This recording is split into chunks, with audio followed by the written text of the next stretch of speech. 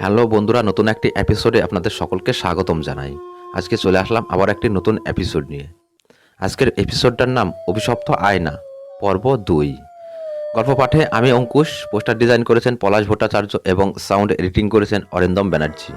যে সকল বন্ধুরা প্রতিনিয়ত ভয়ানক ভয়ানক ভূতের গল্প শুনে নিজেকে আনন্দ দিতে অনেক বেশি ভালোবাসেন, সে সকল বন্ধুদের বলছি, যারা এখনও পর্যন্ত আমাদের চ্যানেলটি সাবস্ক্রাইব করেননি তারা এখনই আমাদের চ্যানেলটি সাবস্ক্রাইব করে রাখুন।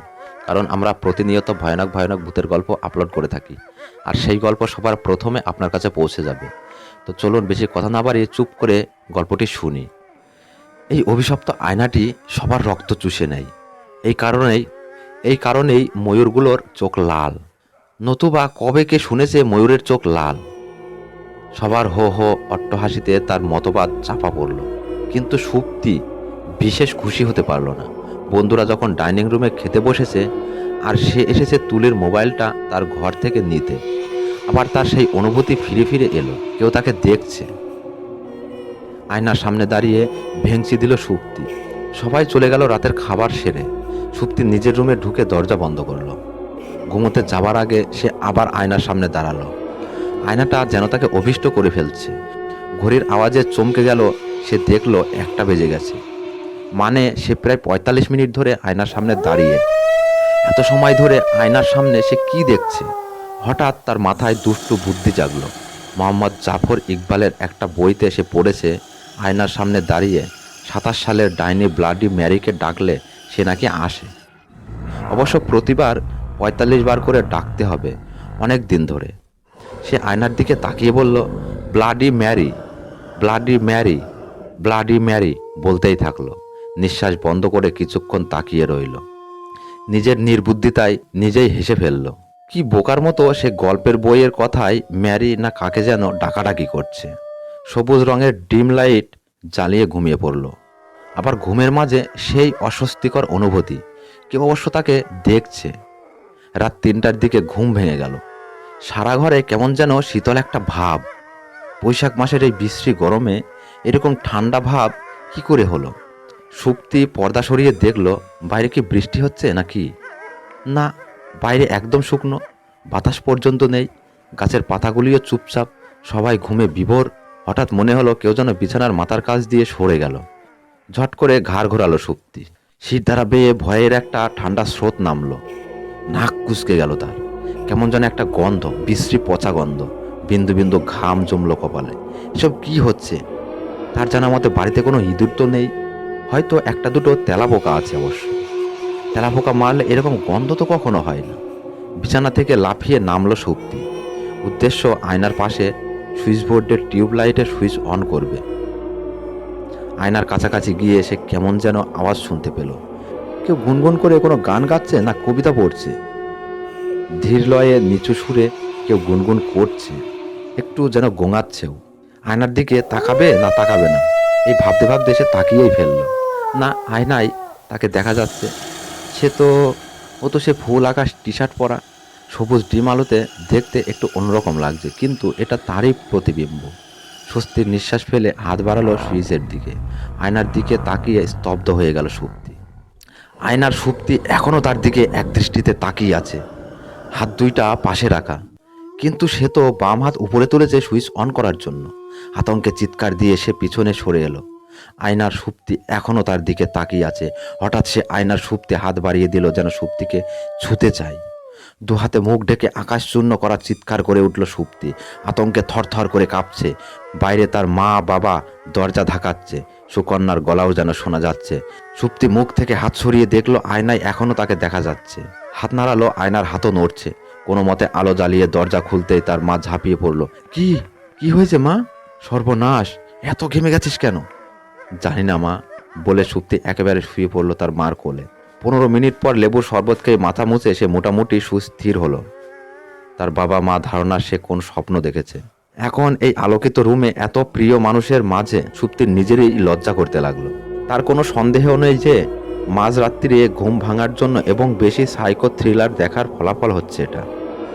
পিছলে সুকন্যা ঘোষণা দিল যে রাত্রে শুধু ভোজন হবার কারণে পেটে গরম হওয়ায় সুপ্তি উল্টাপাল্টা স্বপ্ন দেখছে। ইদানিং সে নারায়ণ গঙ্গোপাধ্যায়ের ভক্ত হয়েছে। কথায় কথায় সে টেনিদার উক্তি উদ্বৃত্তি করে সবার মাথা ধরায়। সুকন্যাকে ভেঙচি দিয়ে সুপ্তি আবার ঘুমাতে চলে গেল। তবে এবার মা সাথে এলেন।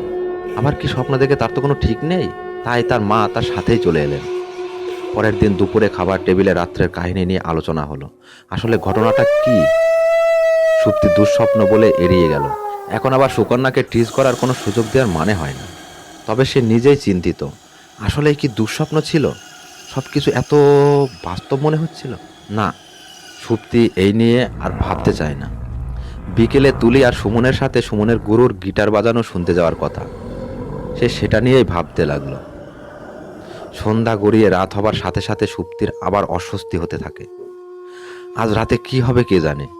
আজ সে দরজা না লাগিয়ে শুয়ে পড়ে। ডাইনিংয়ের লাইট সারা রাত্রি জ্বালানো থাকে, তাতে করে তার রুমেও আলো পৌঁছায়। ওই ভৌতিক সবুজ আলোর চাইতে সাদা আলো যথেষ্ট স্বস্তিদায়ক। রাত গভীর হতে থাকে, কিন্তু সুপ্তির আর ঘুম আসে না। চাপা অস্বস্তিতে সে জেগে থাকে। কখন যে ঘুমিয়ে পড়েছে নিজেও জানে না। হঠাৎ তার আবার ঘুম ভেঙে যায়। সারা ঘরে গুনগুন একটা আওয়াজ ছড়িয়ে পড়েছে। সুপ্তি উঠে বসে, সাথে সাথে সব চুপ। তার ভয় ভয় করতে থাকে। ঘড়ির দিকে তাকিয়ে দেখল 2:30 বাজে। ঘরটা আবার কেমন যেন শীতল হয়ে গেল, যেন এসি চালানো হয়েছে। সাথে সাথেই সেই দুর্গন্ধ। সুপ্তি নাক কুঁচকে বসে থাকে। আবার মাকে ডাকার একটা ইচ্ছা জেগে ওঠে।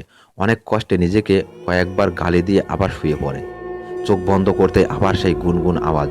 এবার একটু জোরে জোরে তীক্ষ্ণ স্বরে কে যেন একটানা মন্ত্র পাঠ করে চলেছে, অত্যন্ত দ্রুত লয়ে। সুপ্তি লাফিয়ে নামে বিছানা থেকে, কিন্তু একটা অমোঘ আকর্ষণ তাকে টেনে নিয়ে আয়নার দিকে চলে যায়। কোনো এক অজানা শক্তি তাকে বাধ্য করে আয়নার দিকে তাকাতে। না, এবার আয়নায় তাকেই দেখা যাচ্ছে। ভীত মুখে তাকিয়ে আছে। চোখ বন্ধ করে সুপ্তি এবার চোখ খুলতেই সে ভয়ানকভাবে চমকে যায়। আয়নায় এ কার মুখ? চিৎকার দেবার জন্য মুখ খোলে সে, কিন্তু আয়নায় চোখটির ব্যস্ত ভাব দেখে সে চমকে যায়। অপূর্ব এক চেহারা, তবে অনেক শুকনো। ঘন কালো চুল বাতাসে আস্তে আস্তে দুলছে। খাড়া নাক, উন্নত ললাট, যেন এক গ্রিক দেবতা। তবে সবচেয়ে মায়াভরা তার চোখ, তার মাঝে যেন সাগরের গভীরতা। ছেলেটি ব্যতীত চোখ সুপ্তির দিকে তাকিয়ে আছে। মায়াভরা বিষণ্ণ সেই চোখ অগ্রাহ্য করা সুপ্তির পক্ষে অসম্ভব। সুপ্তি ভুলে যায় সে কোথায় আছে। তার কাছে মনে হয় এটাই বাস্তব।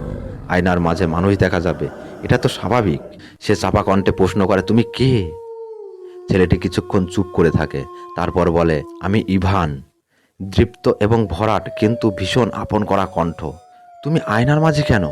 তুমি কি কাল রাতে এসেছিলে? হ্যাঁ, আমি তোমাকে ডাকার চেষ্টা করেছিলাম। তুমি আয়নায় কেন? তোমার পরিচয় কি? আর কোনো কথা না বলে আয়নার মাঝে ছবি মিলিয়ে যায়। লাইট জ্বালিয়ে সুপ্তি অনেক করে দেখে, না, আয়নায় আবার স্বাভাবিক একটা আয়না হয়ে গেছে।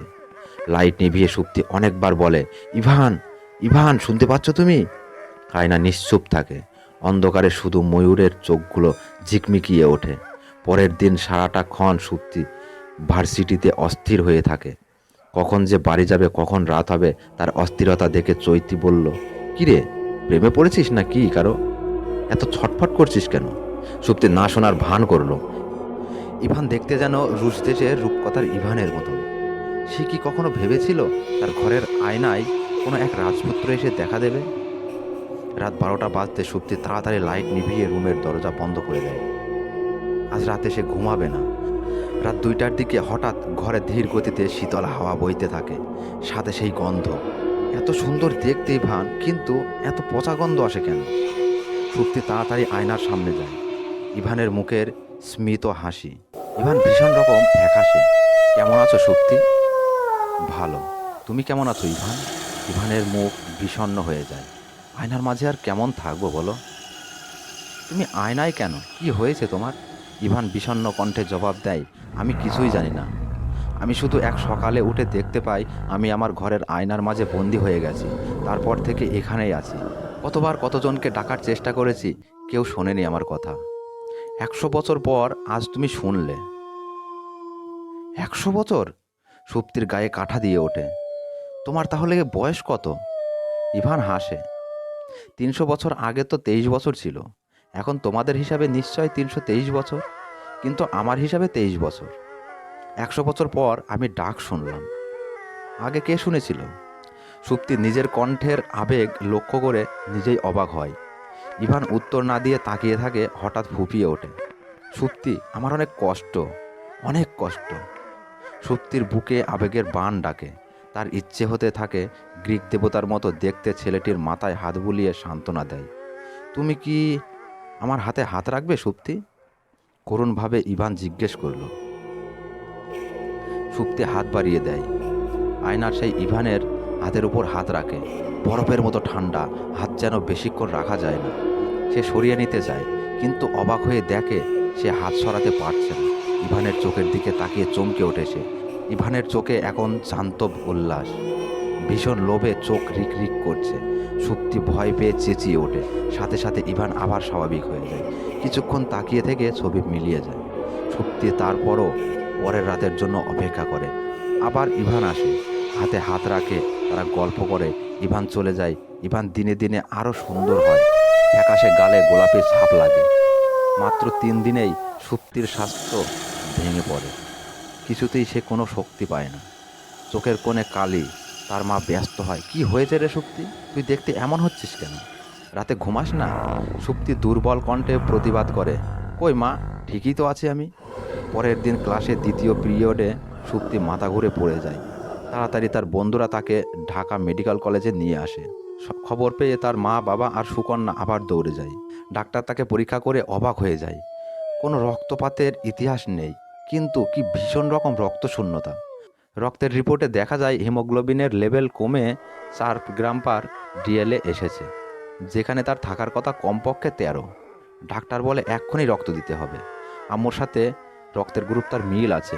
বন্ধুরা দৌড়ে আরও 2 ব্যাগ জোগাড় করলো। সুপ্তির মা ক্রমাগত কাঁদতে থাকে। কি অসুখ ডাক্তারবাবুও কিছুই বলতে পারছে না। এইরকম হলে নাকি ক্যান্সারের সম্ভাবনা দেখা যায়। রাত বাড়ার সাথে সাথে সুপ্তি অস্থির হয়ে যায় বাসায় যাওয়ার জন্য। ডাক্তারের কড়া নির্দেশ, রক্ত না দিয়ে বাসায় যাওয়া যাবে না। মা বাবা কোনো রিস্ক নেবেন না। কিন্তু ইভানের যে আসার সময় হয়ে যাচ্ছে। সারাটা রাত সুপ্তির অস্থিরতার সাথে কাটে। পরের দিনই সে কান্নাকাটি করে হাসপাতাল থেকে সন্ধ্যায় বাসায় ফিরে আসে। সে কথা দেয় যে রক্ত নিতে সে কালই আবার আসবে। রাতে মা তার সাথেই থাকতে চায়, কিন্তু সুপ্তি মানা করে। রাত 2টা বাজতে সে আয়নার সামনে দাঁড়ায়, কিন্তু ইভান কই। সুপ্তি ইভানকে অনেক ডাকে, অনেকবার করে ক্ষমা চায়, বারবার করে তার অসুস্থতার কথা বলে, কিন্তু ইভান তো আসে না। কাঁদতে কাঁদতে সুপ্তি ঘুমিয়ে পড়ে। রাত 3:30টার দিকে তীব্র স্বস্তির সাথে তার ঘুম ভাঙে। ঘরে বিকট গন্ধ, এত ঠান্ডা যে সুপ্তি কেঁপে কেঁপে ওঠে। অভিশপ্ত আয়না পর্ব 2 গল্পটা এই পর্যন্তই। খুব শীঘ্রই অভিশপ্ত আয়না পর্ব 3 গল্পটা আসছে, আপনারা শোনার জন্য তৈরি থাকুন। নমস্কার।